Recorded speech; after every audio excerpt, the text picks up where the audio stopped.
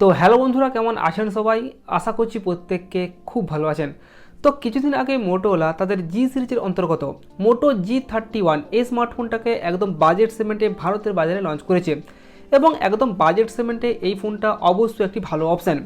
তো এবার এই সিরিজেরই অন্তর্গত মোটো G51 এই স্মার্টফোনটিকে মোটোলা খুব শিগগিরই ভারতের বাজারে লঞ্চ করতে চলেছে এবং এই ফোনটা কিন্তু 5G স্মার্টফোন হবে। আর যেহেতু এই ফোনগুলি বেশ অনেক দিন আগে গ্লোবাল মার্কেটে লঞ্চ করে গেছে, সেই জন্য এই ফোনটির সমস্ত কনফার্ম স্পেসিফিকেশান আমরা কিন্তু জানতে পারছি। তো আজকের এই ভিডিওতে মোটোলা G51 এই স্মার্টফোনটি ওভারঅল কেমন হতে চলেছে, তারপর এই ফোনটির কত দাম হতে পারে আমাদের ভারত ও বাংলাদেশ বাজারে এবং কবে নাগাদ লঞ্চ করতে পারে, সমস্ত কিছু নিয়ে আজকে আলোচনা করব। তো সেই জন্য ভিডিওটি শুরু থেকে শেষ পর্যন্ত অবশ্যই দেখবেন, আর ভিডিও ভালো লাগলে একটি লাইক করে দেবেন এবং চ্যানেলটি সাবস্ক্রাইব করে পাশে থাকা বেল আইকনটি অবশ্যই প্রেস করে রাখবেন। আসুন আজকের ভিডিও শুরু করি। তো প্রথমেই যদি আমরা এই ফোনটির ডিসপ্লে নিয়ে কথা বলি, তাহলে এখানে এই ফোনটিতে 6.8 ইঞ্চিসের একটি full HD plus IPS LCD display এখানে কিন্তু ব্যবহার করা হবে। এখানে কিন্তু মোটো G31 এর মতো কোনো রকম অ্যামোলেড ডিসপ্লে থাকবে না, আর এই ডিসপ্লেটা কিন্তু মিডিল একটি সিঙ্গেল পাঞ্চের সাথে আসবে। এছাড়াও এই ডিসপ্লেতে 120 হার্টজের হায়ার রিফ্রেশ রেট থাকবে। তারপর এখানে ওয়াইড ফাইন L1 এর সাপোর্ট দেওয়া হবে এবং 20:9 এসপেক্ট রেশিও এখানে ব্যবহার করা হবে। তবে এই ডিসপ্লেতে কোনো রকম গরিলা গ্লাসের প্রোটেকশন থাকবে কিনা সেটা কিন্তু এখনও জানা যায়নি। আমরা কিন্তু মোটো G31 এই ফোনটিতে কোনো রকম গরিলা গ্লাসের প্রোটেকশন পাইনি। তো ওভারঅল ডিসপ্লে স্পেসিফিকেশন এখানে মোটামুটি ভালোই দেওয়া হয়েছে।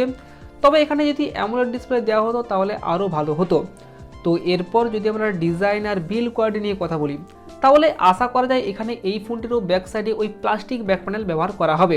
এখানে কোনো রকম গ্লাস ব্যাক প্যানেল নাও থাকতে পারে। আর ডিজাইনে যদি কথা বলি, তাহলে এখানে হুবহু মোটো G31 এর মতোই ডিজাইন থাকছে। এখানে ব্যাক সাইডে ওই রাউন্ড শেপের ক্যামেরা মডেলের মধ্যে ট্রিপল ক্যামেরা সেটআপ থাকবে এবং দুই কালার ভেরিয়েন্টে এই ফোনটা কিন্তু লঞ্চ করবে। তারপর এখানে কিন্তু IP52 রেটিংও দেওয়া হয়েছে। তো সেক্ষেত্রে এখানে হালকা জলে ছিটে পড়ায় এই ফোনটিতে তেমন কিছু হবে না। আর এই ফোনটা কিন্তু 4GB 64GB 6GB 128GB 8GB 128GB এরকম র্যাম ও রম ভেরিয়েন্টে কিন্তু লঞ্চ করতে পারে। তারপর এখানে LPDDR4X র্যাম টাইপ এবং UFS 2.1 স্টোরেজ টাইপ এখানে কিন্তু ব্যবহার করা হবে। তো এরপর যদি আমরা এই ফোনটার পারফরম্যান্স নিয়ে কথা বলি, তাহলে এখানে এই ফোনটিতে স্ন্যাপড্রাগনের 480+ এই 5G প্রসেসরটি কিন্তু ব্যবহার করা হবে এবং এই প্রসেসরটি কিন্তু 8 ন্যানোমিটারের তৈরি। তো কোয়ালকম কিন্তু এই প্রসেসরটিকে বেশ কিছুদিন আগেই লঞ্চ করেছে এবং ভারতের বাজারে এই ফোনটি প্রথম ফোন হবে যেখানে এই প্রসেসরটি ব্যবহার করা হবে। আর এই প্রসেসরটি 4 সিরিজের প্রসেসর হলেও এটা কিন্তু খুবই পাওয়ারফুল প্রসেসর এই বাজেট সেগমেন্টে। এখানে আপনারা যদি ডে টু ডে লাইফে নর্মাল ইউজ করেন সেক্ষেত্রে অবশ্যই একটা ভালো পারফরমেন্স পেয়ে যাবেন। তারপর এখানে অ্যাডিনো 619 এই জিপিইউটি ব্যবহার করা হয়েছে। তো সেক্ষেত্রে এখানে আপনারা গেমিং মাল্টিটাস্কিং মোটামুটি ভালোভাবে করতে পারবেন। আর যেহেতু এই ফোনটি একটি 5G ফোন হবে, সেই জন্য এখানে আমাদের দেখতে হবে যে এই ফোনটিতে কতগুলি 5G ব্যান্ডের সাপোর্ট দেওয়া হয়েছে। তো এখানে বলা হচ্ছে এখানে নাকি এই ফোনটিতে 12টি 5G ব্যান্ডের সাপোর্ট দেওয়া হবে। তো এটি কিন্তু অবশ্যই একটি ভালো ব্যাপার। তো এরপর যদি আমরা ক্যামেরা নিয়ে কথা বলি, তাহলে এখানে এই ফোনটির ব্যাক সাইডে ওই ট্রিপল ক্যামেরা সেটআপ থাকবে এবং যার মধ্যে প্রাইমারি ক্যামেরা হলো 50 মেগাপিক্সেলের এবং এই প্রাইমারি ক্যামেরায় f1.8 এই অ্যাপারচারটি কিন্তু ব্যবহার করা হতে পারে। তারপর এখানে 8 মেগাপিক্সেলের একটি আলট্রা ওয়াইড অ্যাঙ্গেল লেন্স এবং 2 মেগাপিক্সেলের একটি ম্যাক্রো লেন্স এখানে ব্যবহার করা হবে এবং এই ফোনটির ফ্রন্ট সাইডে থাকবে 13 মেগাপিক্সেলের সেলফি ক্যামেরা। তো ঠিক একই রকম একটা ক্যামেরা সেটআপ দেওয়া হয়েছে মোটো G31 এর মতো। এখানে কিন্তু কোনো রকম চেঞ্জ থাকছে না এবং আশা করা যায় এখানে এই ফোনটির ব্যাক সাইডের ক্যামেরা দিয়ে ওই 4K পর্যন্ত ভিডিও রেকর্ডিং করা যাবে এবং ফ্রন্ট সাইডের ক্যামেরা দিয়ে আপ টু 1080p পর্যন্ত ভিডিও রেকর্ডিং করা যাবে। তো এরপর যদি আমরা এই ফোনটির ব্যাটারি সেগমেন্ট দেখি, তাহলে এখানেও এই ফোনটিতে ওই 5000 mAh ব্যাটারি থাকবে এবং এই ফোনটি কিন্তু 10 ওয়াটের ফাস্ট চার্জার দিয়ে গ্লোবালি লঞ্চ করেছে। কিন্তু আশা করা যায় যখন ভারতের বাজারে আসবে তখন কিন্তু 20 ওয়াট বা 22 ওয়াটের ফাস্ট চার্জার এখানে বক্সের মধ্যে দেওয়া হবে। এবং এই ফোনটিতে সফটওয়্যার হিসেবে এখানে মোটোরোলার ফোনে আমরা যেমনটা পেয়ে থাকি, এখানে নিয়ার টু স্টক অ্যান্ড্রয়েডের এক্সপিরিয়েন্স পাওয়া যাবে, যেখানে কোনো রকম ব্লোটওয়্যার তারপর কোনো রকম অ্যাডভার্টাইজমেন্ট থাকবে না।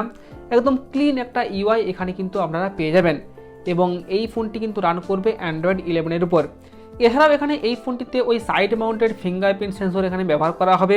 তারপর ফেস আনলকের সুবিধা অবশ্যই থাকবে এবং এর সাথে সাথে এখানে Type-C port, 3.5mm headphone jack এবং dedicated micro SD card slot এখানে কিন্তু ব্যবহার করা হবে। তবে আশা করা যায় এবারও এই ফোনটিতে কোনো রকম ডুয়াল স্টিরিও স্পিকার থাকবে না। এখানে আমার মনে হয় এখানে অবশ্যই একটি ডুয়াল স্টিরিও স্পিকারের সাপোর্ট দেওয়া উচিত।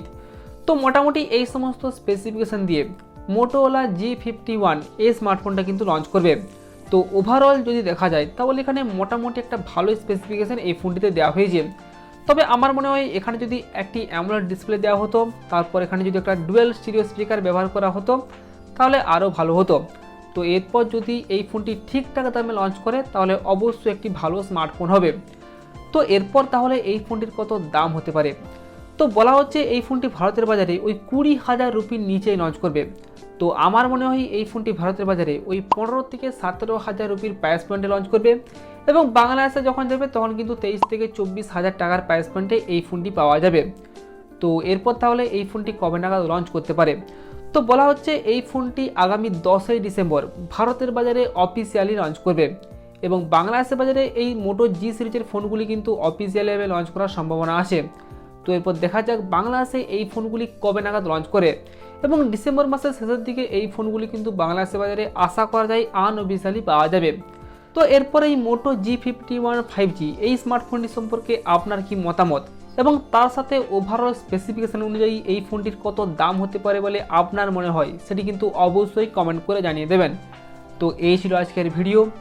আর ভিডিও ভালো লাগলে একটি লাইক করে দেবেন এবং চ্যানেলটি সাবস্ক্রাইব করে পাশে থাকা বেল আইকনটি অবশ্যই প্রেস করে রাখবেন।